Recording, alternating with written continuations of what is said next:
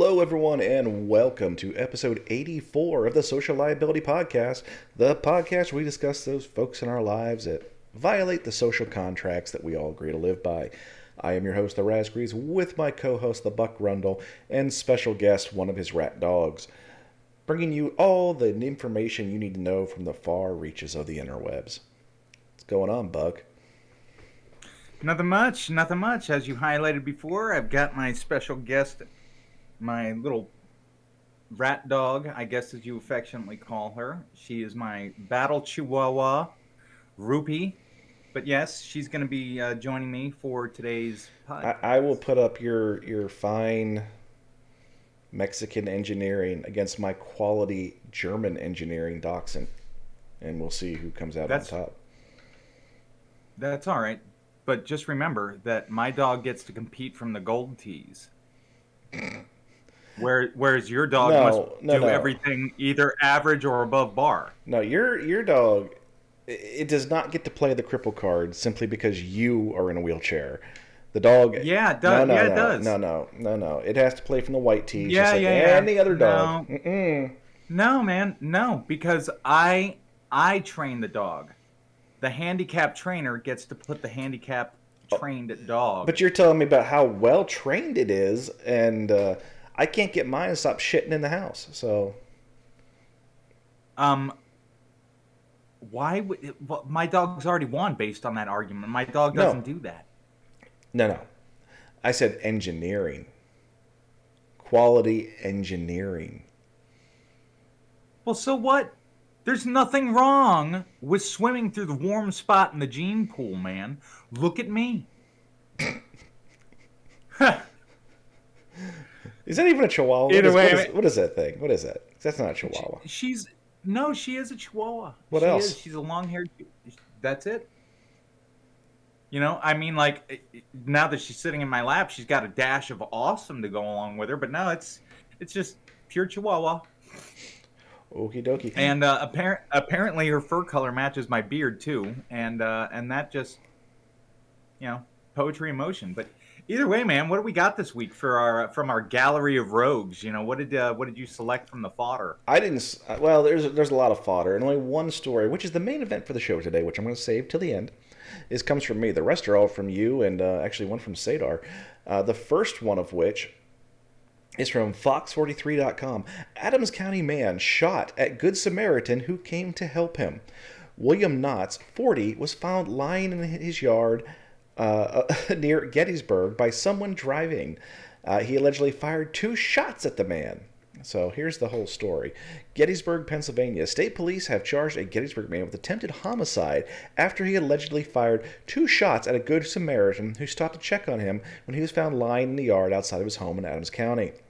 William L. Knotts, 40, of the first block of Wheatland Drive, is also charged with simple assault in the incident.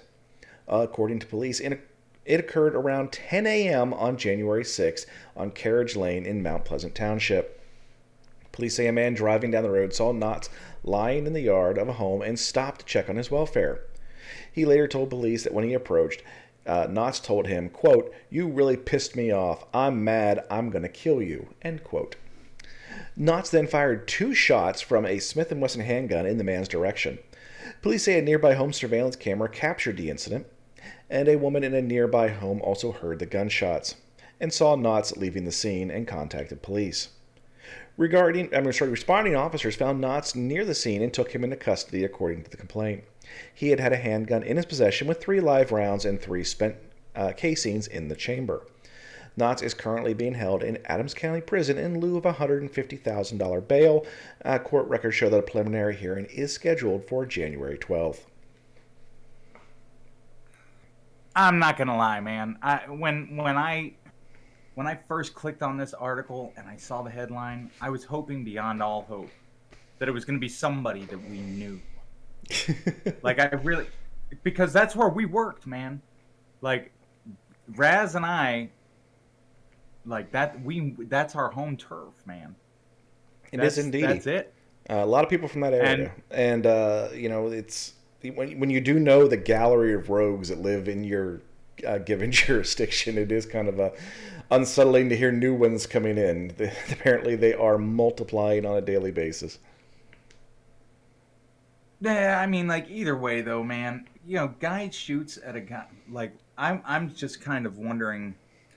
Like I'm sorry if you look at his booking photo, he's in the turtle suit to begin with.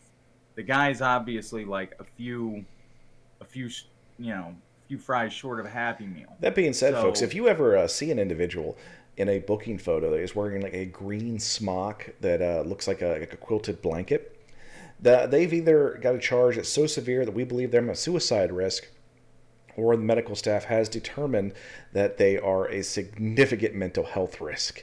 So that's when you see those. So if you see those in a booking photo, you know this person's pretty much going. right, and based on that, like I'm wondering, like, like I don't. I'm not gonna Okay, say that the guy's insane, no, but I there's will. definitely something on board. Who knows what? Doesn't matter. He gets a 5 in my opinion because he's a piece of shit. I'm gonna go with a 4 because He fired 3 shots at someone. He tried to kill him. Fuck him. He's done. I don't care if it was something on board. If you're gonna do those types of things, you got to do it responsibly. And you just laying in your front yard with a handgun is not responsible. yeah, he should have been out back. Exactly, exactly. But I am shocked as you are that we don't know him. But this next story comes from CNET.com. Birds are real, Buck. A U.S. government agency wants to assure you. A parody movement claims birds aren't real. Now, a government agency, the United States Consumer Product Safety Commission, is jumping in to defend its feathered friends. Here's the background.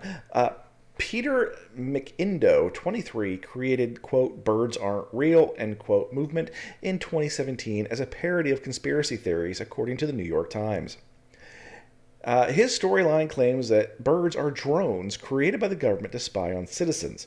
Although he says he's done this with a joke now, quote, it's a way to laugh at the madness rather than to be overcome by it, end quote. Not everyone has heard the birds aren't real claim, but apparently someone at the U.S. Customer Safety Commission has, because on Wednesday the organization tweeted, quote, birds are real. The tweet flew high and with readers, with more than 35,000 people have liked it as of this writing. Then the commission offered up a number of images of 2 birds having a long conversation, oddly enough about a potluck. Seems one bird wants to be the host and doesn't feel it can outdo the other bird's impressive potlucks. In the end, the birds decided to come together and have a joint event. Apparently, this really happened on a U.S. government agency's Twitter account. Turns out the thread was meant to be promoting something, not potlucks, but birds being real. But a government website, saferproducts.gov, where consumers can report unsafe items, the account encouraged people to go to the site, quote, if a product you own is unexpectedly blows up, lights something on fire, breaks dangerously, or does something dangerous. Really. It goes on a little bit about tweets and everything like that, but it's not the first time that government websites, the webmasters decided to. Yes, I am that old, by the way. I'm not saying the administrator. I'm saying the webmaster, because that's what you are. Decided to do something on there that would get people to comment and create controversy, or not really controversy, but I mean it's the right word, but it's not the context we use it in.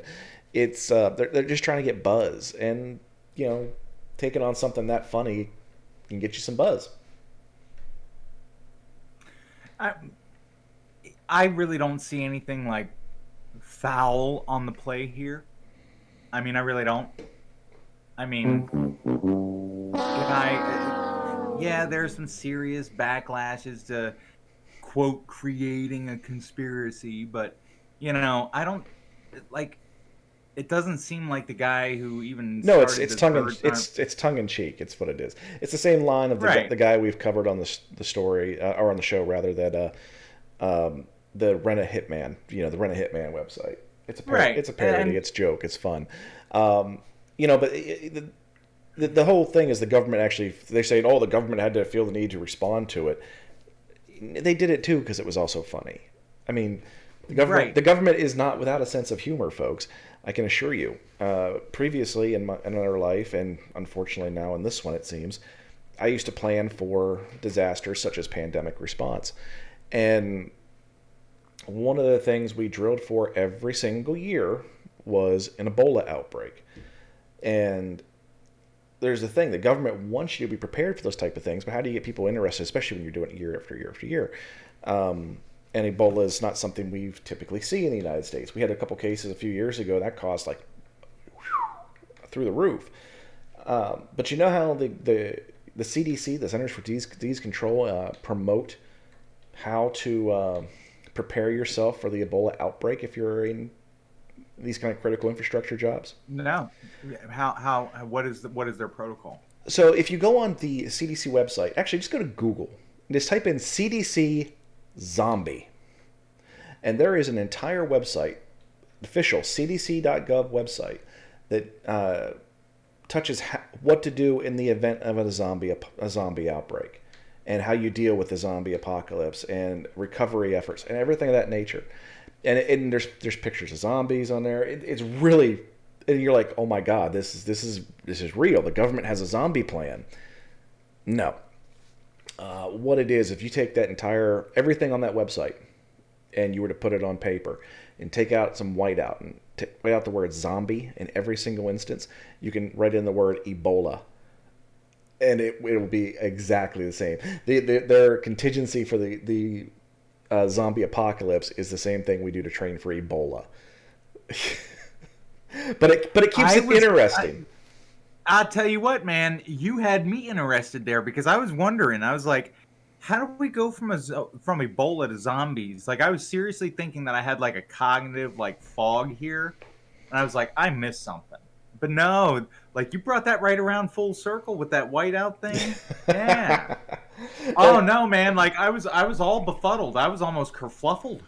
I had a drill one time where we were telling people, it's like, okay, we get them all together and we said, this is the briefing, and we started talking about how the undead have been rampaging through the other side of the county, and it's the horde is headed this way, and we did this whole thing, and everyone's laughing. I said, okay, these are your assignments. And everybody's like, oh no, this is the drill. Yes, and we drilled for the zombies, and then in the end we showed how everything. This is the exact, because everybody picked up on it pretty well that we would do the exact same stuff for Ebola because they'd all been through it so many times. But that's how we kept it interesting and kept everybody engaged in training that week. Yeah, right on, man. And then and see, that's why I'm gonna have to chalk this whole article up to just the equivalent of the government throwing down their own version of a fucking dad joke. Like Yeah. they're just trying to play along, man.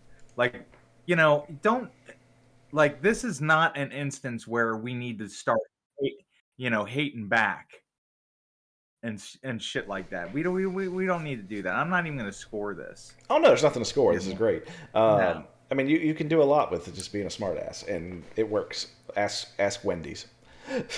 Yeah. Moving on to CNN.com. Partying passengers stuck in Mexico after airline declines to fly them home.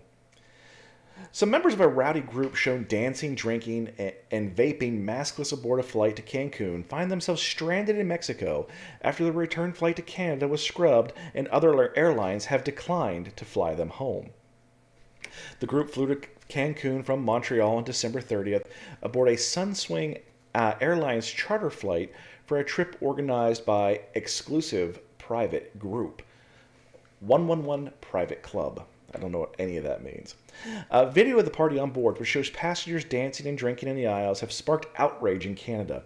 One investigation by the Transport Canada is underway, and passengers could face hefty fines or worse.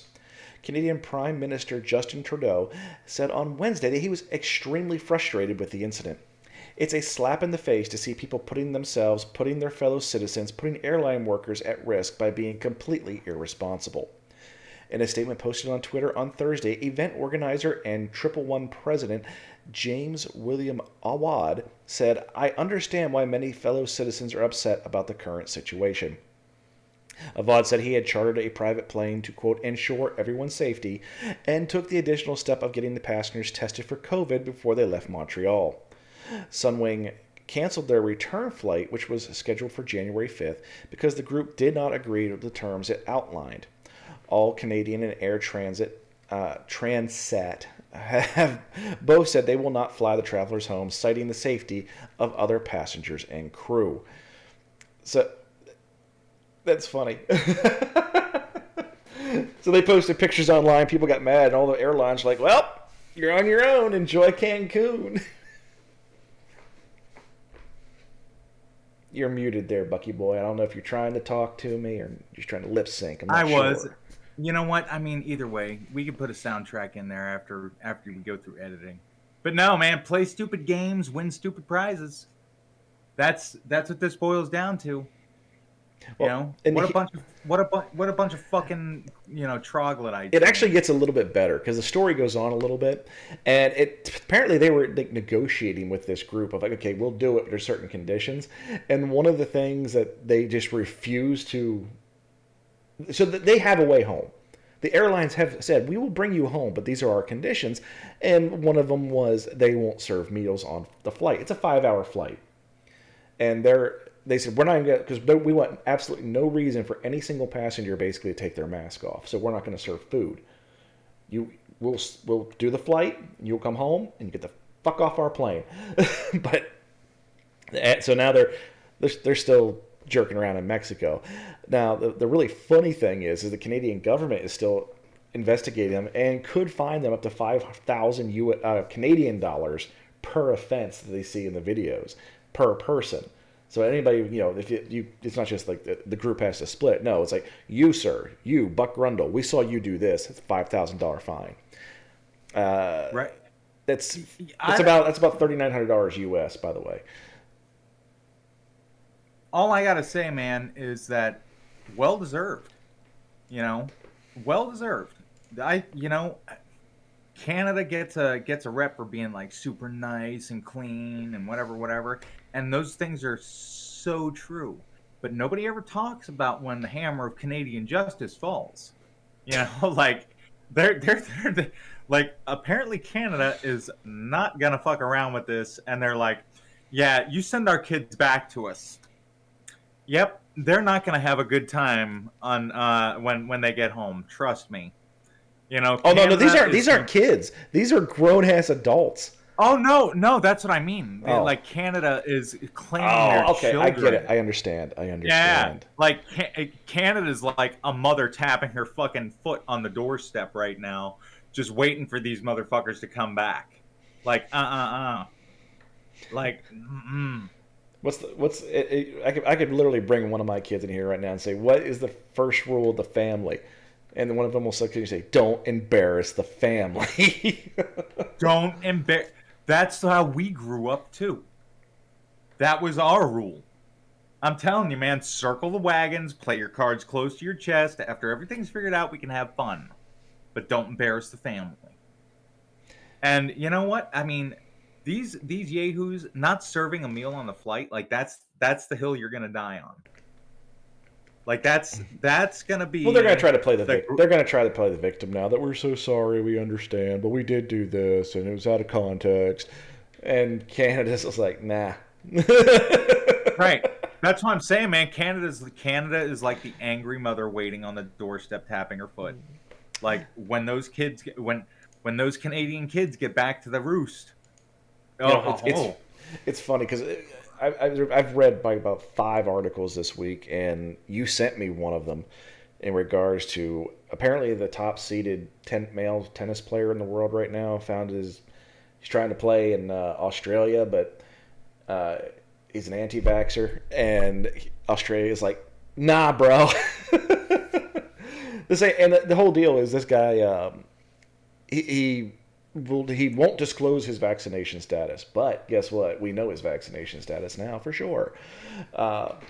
And the U.S. Open, or not the U.S. Open, the some big tennis Open is taking place in Australia, and you have to be vaccinated in order to participate. He claimed got a medical exemption from being COVID vaccinated, and everybody in Australia was like, "What?" And he showed up at the got off the plane, and immigration said, "Nah, we're revoking your visa." Turns out the tennis, tennis Australia said I could have a waiver, and the Australian government's like, yeah, we didn't. Well, people got to also remember that these folks, they might have rightfully in their own minds or perceptions been joking around and having a great time and seemingly innocuous and benign behavior on their behalf, on their side of things from their viewpoint. But you're not in your own sandbox anymore. You're not in Canada. You are in Mexico. Well, no, The this rules was on that the flight. This was on the flight there from Montreal I to thought it was Cancun. I thought they were already in Cancun. No, they were on the flight. Oh. Oh man, see that's even no, there's no excuse. These assholes get a 4. I agree. Now, this next story, Buck, it was sent to us by Sadar as well. And I think you both thought I was going to cover this and say, I'm going to go do this immediately, because we all know that I am a fan of Taco Bell. As Oklahoma News 4 reports, Taco Bell launches, quote, taco subscription service for $10 per month. Here's hoping your New Year's resolution doesn't preclude you from eating fast food tacos every single day for a month. Taco Bell has announced the debut of its digital taco subscription service, giving customers the opportunity to redeem for one free taco per day for 30 whole days, for the singular price of $10. Members who sign up for the service can pick up one of 7 Taco Bell offerings, including the Crunchy Taco, the Crunchy Taco Supreme, the Soft Taco Supreme, the Spicy Potato Soft Taco, the Doritos Locos Taco, and the Doritos Locos Tacos Supreme. Those wishing to sign up are required to purchase the $10 Taco Lovers Pass via the Taco Bell app. The pass unlocks a, quote, secret category where customers can choose which taco to redeem for picking it up at a participating restaurant. Taco Bell previously tested its Taco Lovers Pass in Tucson, Arizona in September of 2021. Taco Bell Corp described the test as successful, as 20% of those who participated were new to the Taco Bell Rewards program. Taco Bell's 30-day subscription pass is currently available in the Taco Bell app. The Taco Bell Lovers Pass, meanwhile, isn't the only Taco Bell promotion that may be tempting customers to stray from their New Year's resolution. On January 6th, Taco Bell restaurants across the country will be offering the chain's new crispy chicken wings, which come coated in a flavorful Mexican queso seasoning. This is just an ad now at this point. I demand ad revenue from Taco Bell. No kidding, man. I'm just going to stop reading at this point. But so you get one taco a day, and you can't just come in there and go, okay, it's been 10 days, give me 10 tacos. No, you are entitled to one taco per day. No. Yeah, it's more trouble than it's worth. It really, really is. And, when I go to Taco Bell, I get myself 2 or 3 items, and I get one for in the car so that I can eat it on the way home to sit down and make a fool of myself eating tacos.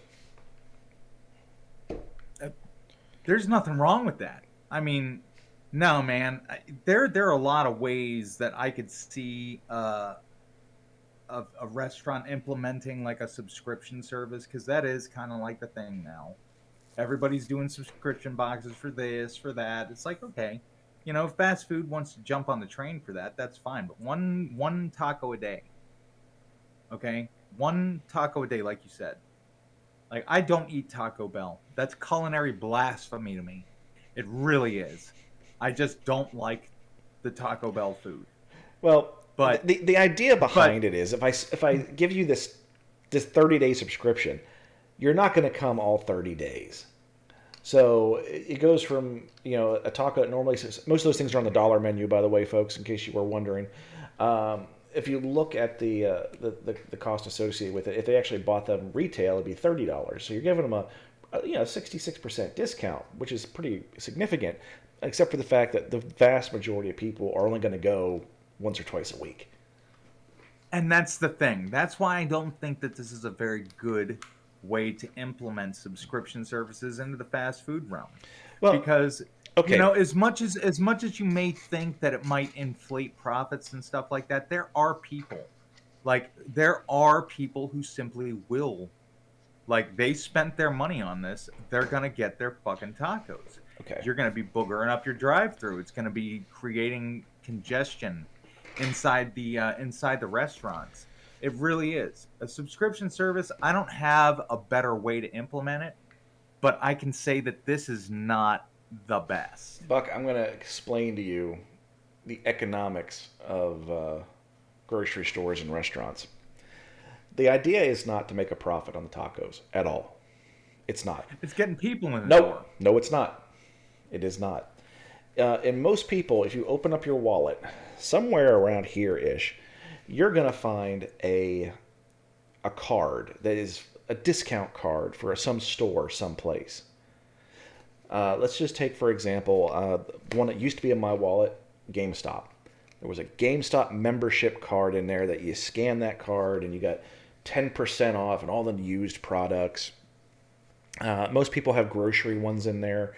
Most of people have those little ones on their key rings for when they get groceries, and it's a discount program. No, that's the price they intend to sell it at because there's no barrier to entry to be a member of that exclusive club. The idea is every time I open my wallet, I have a billboard for that establishment looking right back at me. Now, this is not planned whatsoever. Here's my phone, Buck.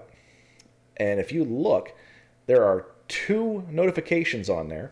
And the first one is for Walmart telling me they're having some kind of essential sale. But the next one is from Taco Bell. Meet the newest, whatever it is, talking about this, introducing a new Chipotle chicken chalupa. Order it now and try it today. That is the goal. They have to sign up for the rewards program. It puts the Taco Bell app on their phone, and now they can push advertisement through to that user directly for a customer they know is a fan of Taco Bell. You can't pay for better ad placement. I literally just picked up my phone. Oh, Taco Bell. If it wasn't for the fact that I have some leftovers in there I'm going to eat, I'd be going for Taco Bell as soon as we got done recording this. Because I do like Taco Bell, and we're talking about Taco Bell, and I have an advertisement for Taco Bell.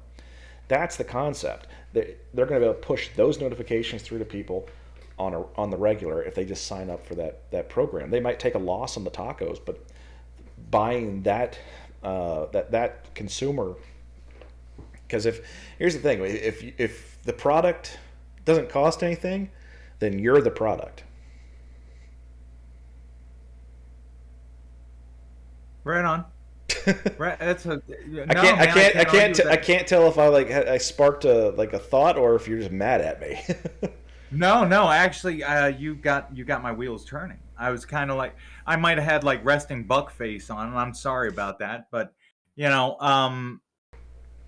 no, your math checks out. Like I was going back through my head, going, you know what? You're actually making a marvelous deal of sense right now. So, yeah. I mean, I kind it of is wish what it is. I kind of wish I'd gone into advertising because I find the psychology behind it just fascinating. Growing up, I had family that had a grocery store chain, and I found out there is literally consultants that go around and say this is how you have to set up your store according to the space you have, and they judge it off the flow of the consumers through there. But there's certain products that you always put in certain locations. Now, Buck, if you were to go into a grocery store where you're at now, you could either walk, depending on where the doors are, you could walk to the far back of the store and to the left. And that is typically the far back left is where you're going to find the milk. Is that what it's like at your store? Well, I don't know. because I don't ever go Okay. inside of stores anymore. My point No, is, I no no no. But like, I'm not trying to be fecal with you, man. Like, I don't know. I've fecal. never been inside of a grocery store here. Okay, I'm not saying. I It was a bad okay. example to use you. But my point is, the most common item purchased at a grocery store is milk. So you put it for the furthest away from the register, and the one where it passes more high-end products that people are more apt to purchase upon seeing them. It's the saying that you don't go to the store hungry because you just don't do it. And You know that's true, man. There's quantifiable evidence behind this. I'll show you my last grocery bill. that's your Never shop hungry. Never shop hungry. right. So I just find the advertising behind it amazing, and like I said, in this whole thing, people are writing news articles about this. It's they're buying cheap advertising. They really are. The, Yeah. the No, that's your math checks out. And I'm not gonna lie to you. I wouldn't have even entertained half of what you said had you, like, I know that you have a background, or your family has a background in exactly this kind of industry. So when you started talking, my face immediately went to, okay, I'm about to learn something. Like, well, well, no, I the mean, whole concept of like when you go to an event and they're handing out T-shirts, that T-shirt might have cost them $6. But now, every time that you put that T-shirt on and walk around in public looking like a damn fool, in my opinion, but every time you walk around in public wearing that shirt, now you're advertising for them. You're a walking, talking billboard. I will wear your fucking t-shirt, and I will even hang a banner on the back of my wheelchair. I love me a good logo. Ah, I hate logos. Oh no, I The only reason I am even wearing a shirt right now that has any kind of writing on it at all, it's a Twitch logo, by the way. You can follow me on twitch.tv/the_raspberry01, is because I'm a Twitch streamer as well. So that's the only reason that that's on there at all, that I'll even wear that, because I actually do Twitch.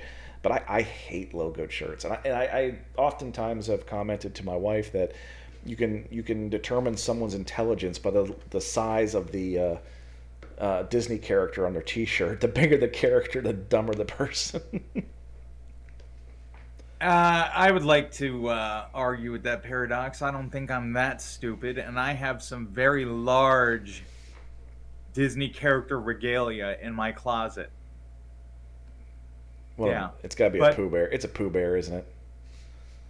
no, it's a Let's Stitch just say tank that's top. Stitch is the only acceptable answer. Oh no, man! How can you, dude? Stitch is the law. But no, let's not get too far off track here. Let's go back to Taco Bell. I'm not scoring them on this one. This is just them cap. You can't, you cannot hate capitalists for capitalizing. Don't hate the You, player, hate the game. a shark's gonna shark. A shark's gonna shark.